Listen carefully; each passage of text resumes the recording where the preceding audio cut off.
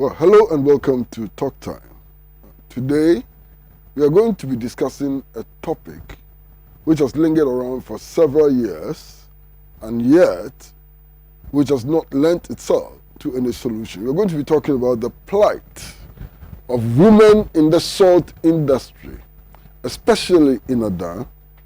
These are women who have been abused by all the administrations. These are women whose livelihood is being taken away from them. These are women who have faced torture. One of them has at least died. Today, we are looking at the story of women in the salt industry. Welcome to Talk Time.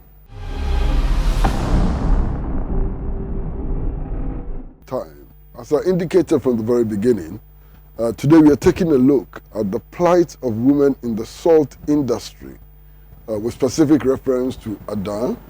And we are privileged to have with us in the studio the Reverend Sophia Kicpher, who has been one of the very strong fighters for the women of Ada in the salt industry. The Reverend, you're welcome to the studio. Thank you, sir. Concretely, what is the problem of the women in the salt industry? The problem has to do with their livelihood, which has been threatened. And then also, secondly, it has to do with the resource, that's the salt lagoon, which is gradually being destroyed. Now, who is threatening the livelihood of the women and destroying the environment? It started with the resource being given out on lease to an investor. And so with time, the investor took over the whole resource. And the women had no access, communal access to the resource. Then the government also said they would want to develop the resource. And so they put in place a master plan to do that. Unfortunately, it was not adhered to. So sections of the community members decided to develop it on their own. And in that development, they started encroaching on the main salt lagoon, siphoning out the water, which normally form the salt. So naturally, there was no salt for the women to harvest or mine. Is it reasonable to give such a resource to investors? I would say yes and no. Yes, in the sense that surrounding the area, there are other lands that can be leased for them to do their private salt production. No. Where we are talking about is a natural lagoon. So if it is given out to a private person, naturally the women, the indigents are denied access to this natural resource. And it is only not for salt. It is a lagoon where the women have fish, crabs, and other aqua materials produced from that place. So naturally, when it's given out to a private person, they'll be denied their livelihood. But how much investment will be required to win salt at Ada? Because I understand that's a naturally occurring phenomenon. You don't need much investment if it's a natural one. Normally, you carry your sacks and you carry your pans and just go there, and then you harvest. But in case a private person wants to come in, then that is where they would need to process it in case they would have to export it. Naturally, there will be some debt, so it needs to be processed so that it will meet the required standards of exportation. But if it's the normal one, it doesn't require much. Even in iodization, the cost of the iodine is also not too expensive. And it can easily be done when the local people are trained to do that. There's the impression that the women who are engaged in this struggle have suffered a lot. Is it true? Or what is the nature of suffering that the women have had to endure? Yes, they have suffered a lot. And that started when the investor denied them access to the main lagoon. So every day they were living in a state of fear. Naturally, when you are in the pan harvesting and you hear that the police are coming, you have to run for your life. And this continued for several months until one day, one of the women who was pregnant was killed. But So the woman was killed by the police force, one of the police personnel who were then guiding the investors' concession. how did they kill her? It was a stray bullet. They shot to disperse some of the people who were harvesting in the plant. And unfortunately, the stray bullet hit the woman just when she was passing. But this is an activity that people in Ada have been doing for 500 years. Yes. Why would anybody try to stop them from doing And so that is what we 500 continue years? to say. That unfortunately, the government continue to sideline the small-scale artisan salt miners. They sideline them by not even giving them the required skill, don't giving them the concession to do their own thing, something they've been doing for years, and would prefer to give out the whole concession to an investor. And naturally, when an investor comes in, he will try to bring in the security to protect his concession, because the government also have a take in it. And this is something that has been going on in all mining areas. That every time the private person brings in security, even when people are not even trespassing. And they try to even extend their concession to areas where they have not been given concessions, denying the local people.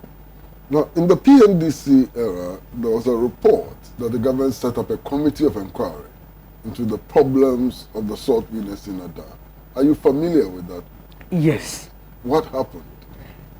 When they said the committee, the issues that came out of the committee, the report was that first and foremost, this was a rich resource that the government could even put in place a committee so that they could map out a plan to develop it.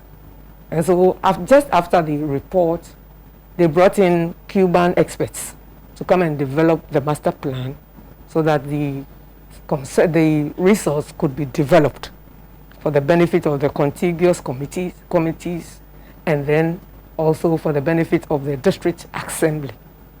Also, the government realized that they could even export. So there was an intention to do a better trade with Nigeria so that we could export salt to Nigeria, so that in turn we could get petrol. At the time, we were then not even having petrol oil then.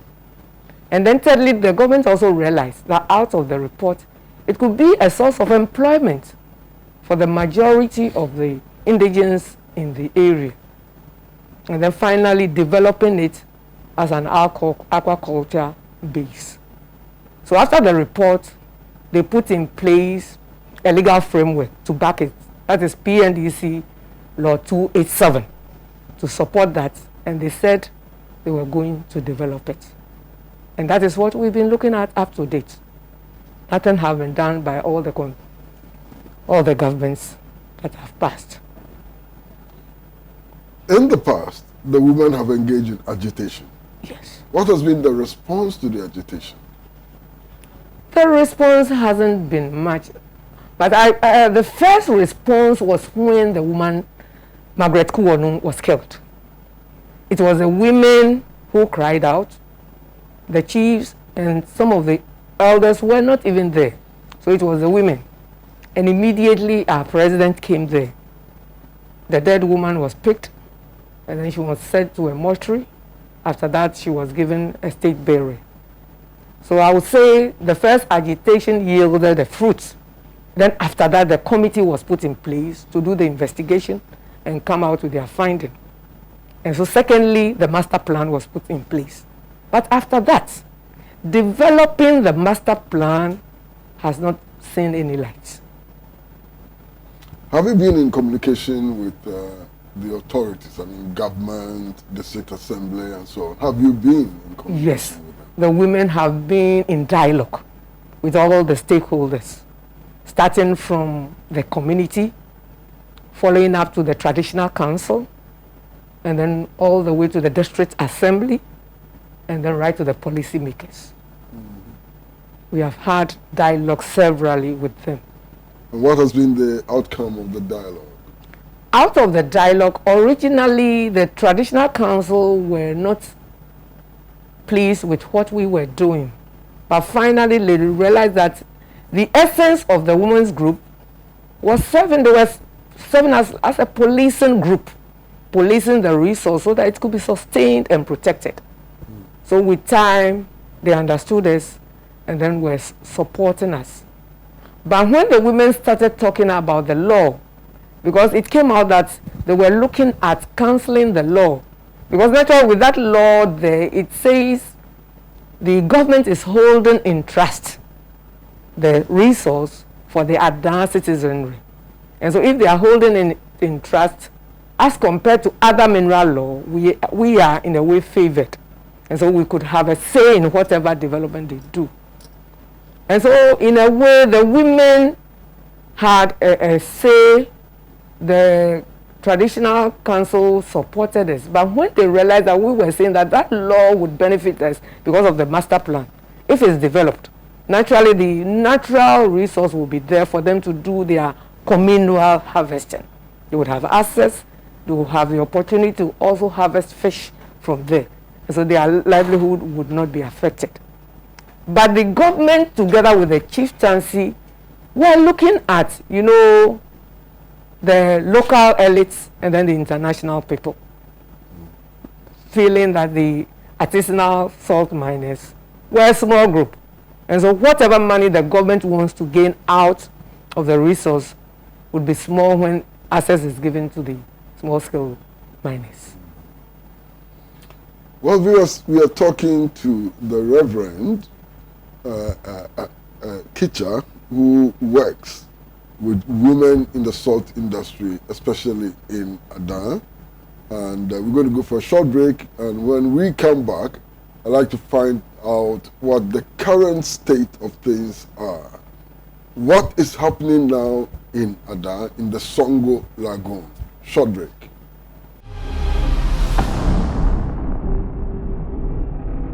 Hello, welcome to Talk Time. And we are in a conversation with the Reverend Sophia Kicpher, who works with women in the salt industry in Ada. Now, the Reverend, what is the current state of affairs in the Songo Lagoon? The current state is that on the 12th of June, the Traditional Council met the presidency and they asked the presidency to look for an investor to come and take over the resource. And so some of the community members started calling us that they've seen a group doing some survey and visibility around the resource. And so what is our take on it? As a matter of fact, we've been silent for a while. And fortunately, through the Socialist Forum of Ghana, we had the opportunity today to air our concern that if the resource again is given to an investor and the community is not in the know, naturally it would again aggravate anger. And we don't know what will happen. And so naturally, since all the community members are talking, there's the need for us to come out, voice our concern, and also tell the government and then the traditional council that the forces again are going to limit the women's communal access to the resource. Again, the conservation of the resource is also now an issue. The livelihood of the women will be threatened. And then finally, the sustainability that we are talking about. The resource is only not meant for salt. It's a water-breaking front. It is also the habitat of wildlife and birds, international birds that come during winter, to stay there. It is also a source for breeding of fishes and also an area where the mangroves are. And then the women also harvest reeds. That is for weaving of mats. And salt is the last, which only occurs when the water has dried up and fish, crabs, and other things have been harvested. If we don't say something now, we don't know what is going to happen. So the present situation is that the Traditional Council has talked to the presidency to look for an investor. But we have already got wind that the Traditional Council are also having an affair with McDan, who they want to give out the place to. But because of the PNDC law 287, naturally they cannot give it out to him until it's cancelled. And so that is why we had that golden opportunity through the Socialist Forum group to be able to talk about it. For us to be involved, we need to dialogue, give our idea about what they are going to do, even know what exactly they are going to do. Since we've seen people measuring the whole lagoon. How many women are involved in the Adan salt industry, in the Songo salt industry? The number is almost 800. 800? Almost. We are coming from 45 communities around the Songo Lagoon. All the women. Beyond the destruction of the livelihood of these 800 women and the destruction to the lagoon, are there other consequences for this deliberate, usurpation of lands? Yes, there are so many. Because naturally, like I said, a natural resource that serves gives various important benefits. If it's tempered with, and the indigenes are not asked about the various benefits, naturally they are destroying Mother Earth. That is a key thing. And the UNESCO and UNICEF are always talking about conservation of our biospheres. And so if we don't say anything now, and it is tempered with, naturally we'd have a problem. What if the government ignores you and goes ahead and hands over the concession to private investor, McDan, anybody? What will happen? The community members are waiting. They are waiting for them. Is that to suggest that the protest will continue? Naturally, I don't believe you would have to do any development when community members are not in the know. United Nations again declaration says the indigenous rights. And so when you are doing something, the indigenous needs to be consulted. What are you doing? And what exactly would come out of it? They need to know. Will their livelihood be denied? They need to know. What if government is listening to the chiefs as the representatives of the indigenous people? Yes, the government is listening to the chiefs, and that is what normally is happening. But today we want the chiefs to know that the property or the resource does not belong to them.